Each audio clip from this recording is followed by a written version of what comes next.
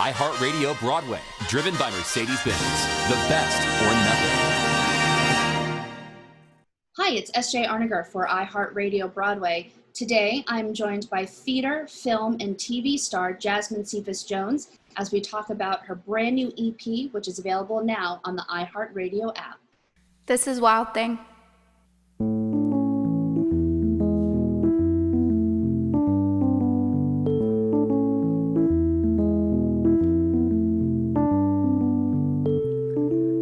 Body, everybody wants to know somebody.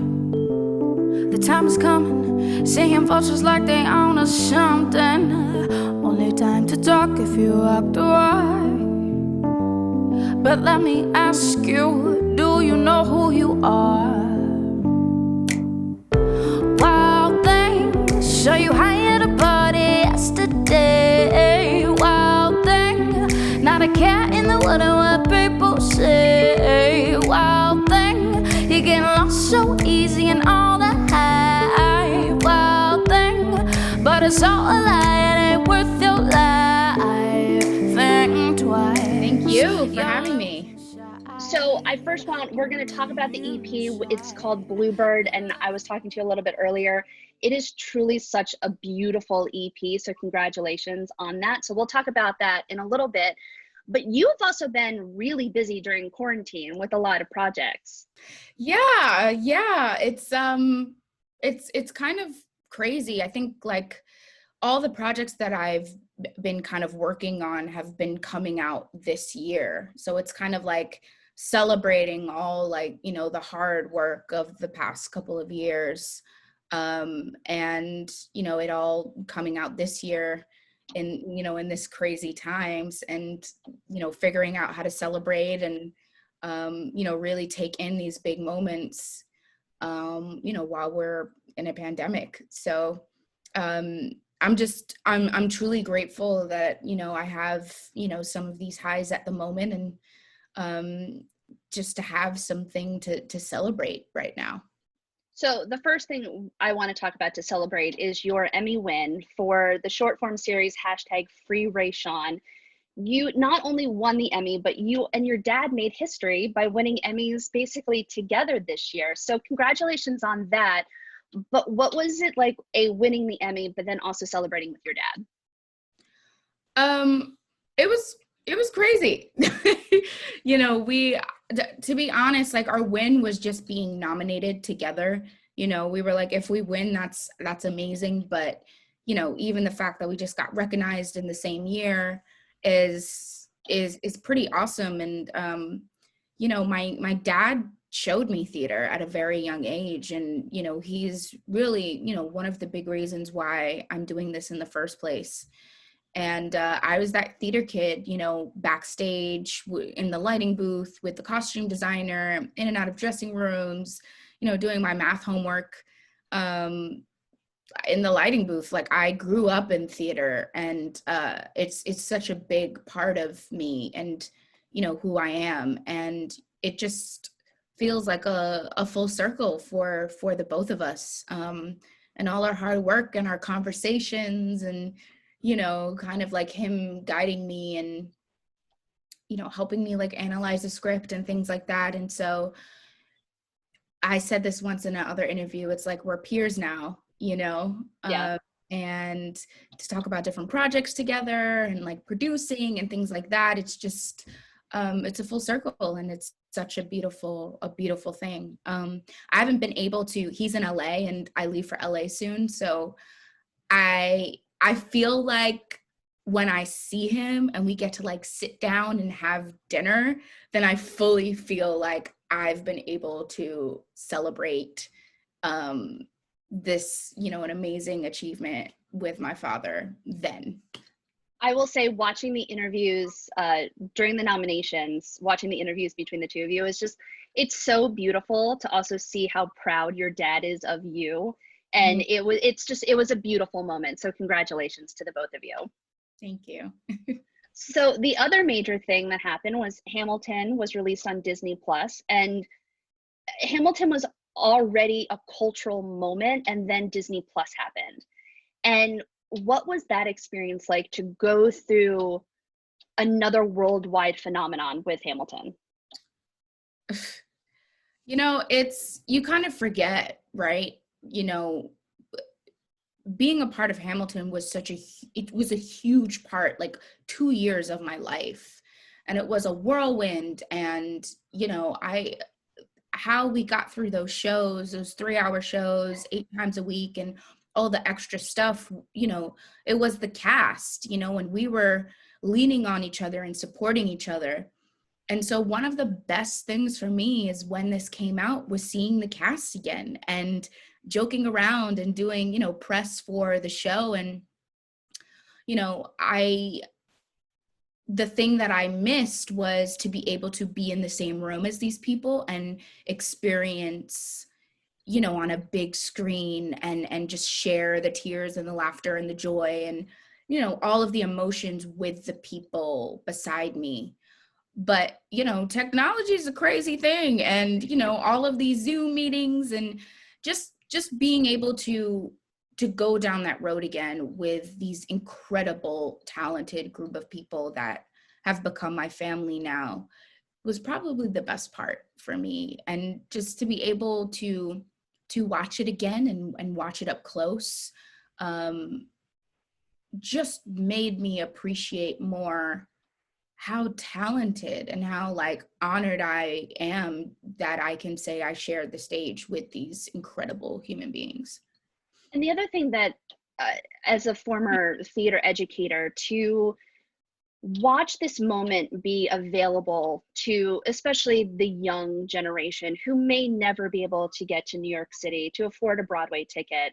I mean, Hamilton will always be one of the hardest tickets to get. So you have this new generation of potential theater lovers watching Hamilton. I'm just curious how you felt about watching that moment transpire. I mean, it's a beautiful thing. It's another wave, you know. It like you said, some people cannot afford Broadway. Some people never make it to Broadway because it's so expensive. Mm-hmm. And the fact that they did this and put this out on Disney Plus, it's like everyone around the world now has a ticket and they also have the same seat. So, you know, also to be able to experience and really see the facial expressions and all the sweat and hard work that these actors, you know, put on these stage to inspire, you know, young girls that look like me, is amazing. And in a time that we're in, you know, I really think it's inspiring the young generation to do something and to speak up and to gather their friends and, you know, however way possible and use art to you know, really change the world. You know, that's what it is, to inspire, you know, also to dream big. You know, what Lynn did with this show and, you know, where he comes from and how it's become this huge cultural phenomenon and a Broadway show that has melted into pop culture in a way that has never been done before. That's dreaming big, you know?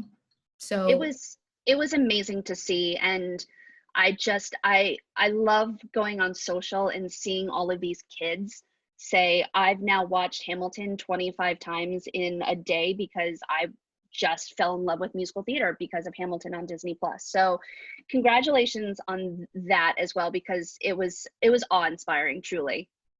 yeah, thank you so much. So the next thing, let's talk about this EP. It's called Bluebird. You recently released it, your debut EP. It's so amazing to listen to. It's a beautiful, beautiful EP. So congratulations. Thank you. So what was the inspiration for Bluebird?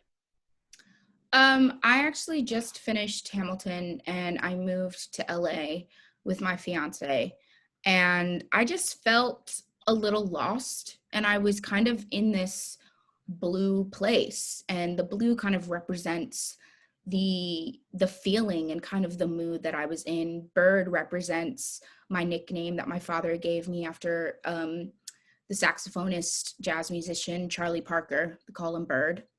And so it was just really like a piece of honesty of what I was feeling at the time.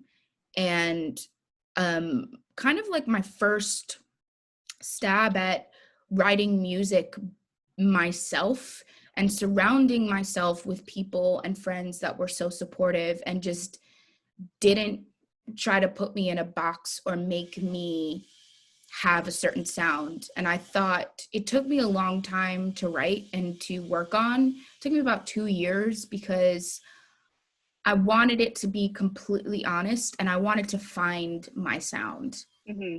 And I found that through doing everything my way and not having anyone tell me how I should sound or what I should write or what I should do. This completely, came from a place of honesty. And I wrote it hoping that it would help other people too that felt the same way that I did. Do you have any, because there's so many different musical genres I feel like that are on this EP. There's jazz, there's pop, there's some R&B, but I feel like it's such a great amalgamation of so many different genres. So I'm curious if you had any musical influences while writing this album. Well, yeah, I mean, like, for instance, like Little Bird, it was kind of like my D'Angelo kind of Princey vibe to it. I listen to a lot of Enya, like if I get nervous or to try to relax, and I feel like that's where Alice comes from. The song Alice at the end, I'm really proud of that song. I just feel like I completely let go, and whatever came to me or what I felt just came out in that song, and the orchestrations in it's just so beautiful. But it really is, there's a bit of like Solange in there, and I listen to a lot of Little Dragon. I feel like there's also a little like Nora Jones in there as well. Mm-hmm. Yeah. It's a really great mix of genres. Yeah. And I like, my first concert was Prince when I was 14.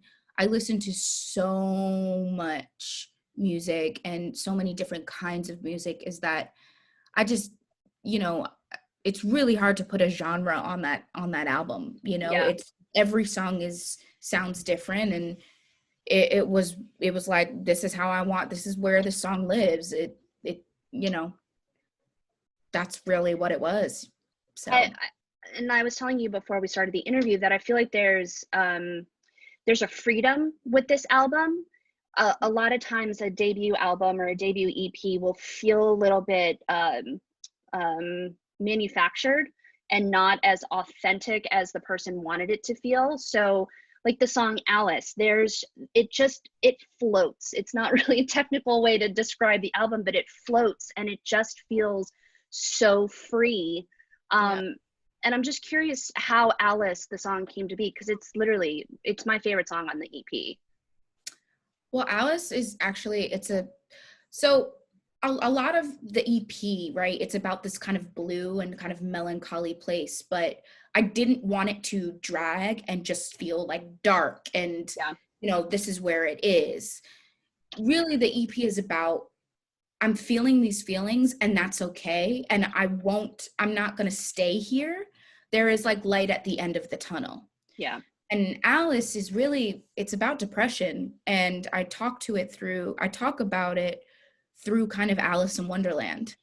And I kind of got these like Tim Burton kind of vibes, and along with like Enya vibes. And I worked a lot. One of the producers on the album is one of my really dear friends, Zach Golden. And a lot of how I write is off of music that I hear. And he kind of just started playing, these chords of Alice. And, I just started writing to that. And it was such a beautiful piece. We were like, oh, we got to put strings in here. We have to put some just beautiful kind of harmonies that live in this dreamland. The harmonies on Alice are insanely gorgeous. Yeah, and Will Wells helped me with that. He did a lot of the vocal production and helped with those like amazing harmonies. But it's kind of like living in this dreamy place that's not, you kind of make up your own reality when you feel these feelings. And the end of the EP and the end of the song is Alice, don't break. You are so much more than that. You don't have to break, you know. And knowing your worth, knowing your worth. The whole EP, the songs that I've been able to listen to are phenomenal. And I promise to our viewers right now to go to iHeart. You can listen to the album, the EP there. You can also go on YouTube and other platforms that we may not mention. You can go and listen to the EP there. It's truly fantastic. And I can't say enough about it because it's so wonderful. Thank you. Thank you so much. So you have the EP, you have, I know you're doing a fashion collaboration with, I think it's Lou and Gray. I did a fashion with them a couple of years ago. Yeah. Okay. So you're exceptionally busy. So I know you have a couple of TV and film projects that are also coming out soon. So what's next for you? My next big thing is a TV show on Stars called Blind Spotting. I did a film called Blind Spotting with actually my fellow Hamilton co-star Daveed Diggs and Rafael Casal. They wrote the film and starred in it as well. And the TV show is based on my character that I played in the movie, and it follows her journey. So I actually start filming for that very, very soon. And we've been talking about it for about 2 years and brainstorming and going back and forth with ideas. And that is the next big thing that I'm very, very excited about. Do we know when viewers may be able to start watching Blind Spotting? Is there a timeline, let's say? That I don't know. I mean, maybe sometime next year, but I mean, you never know with these things, but we are about to start shooting, so. Well, congratulations on everything that you have been working on. I know being creative in quarantine and with the way the world is right now can be difficult. So just congratulations for all the success that has come your way, especially during quarantine. Thank you so much. So again, you can download Bluebird on iHeart, on the iHeart app. You can also go to YouTube and the other music streaming services to find the EP. But Jasmine, thank you so much for joining iHeartRadio Broadway. Congratulations with everything. Thank you so much. I appreciate it. Thank you for having me.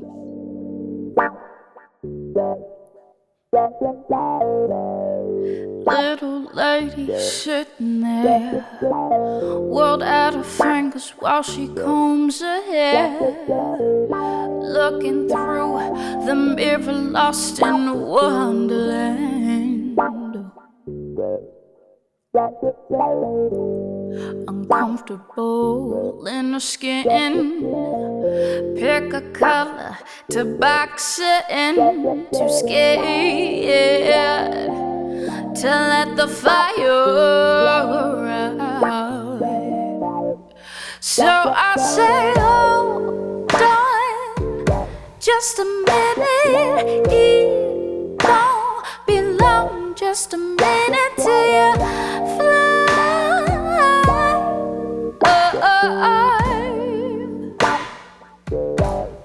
So I said, oh, darling, just a minute, it won't be long, just a minute till you fly high.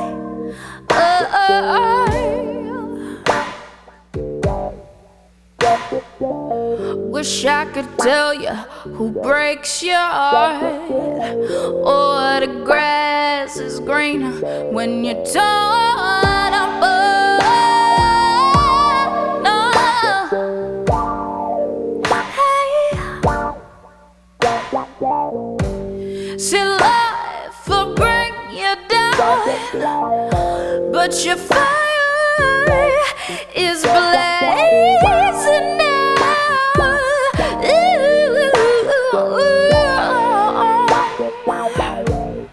So I said, just a minute, it won't be long, just a minute till you fly high. So I said, oh, darling, just a minute, it won't be long, just a minute till you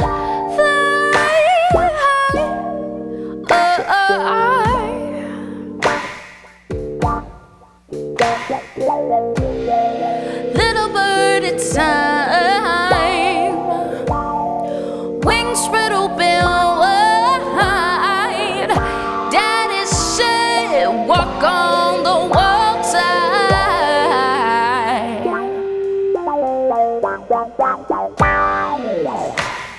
iHeartRadio Broadway, driven by Mercedes-Benz. The best or nothing.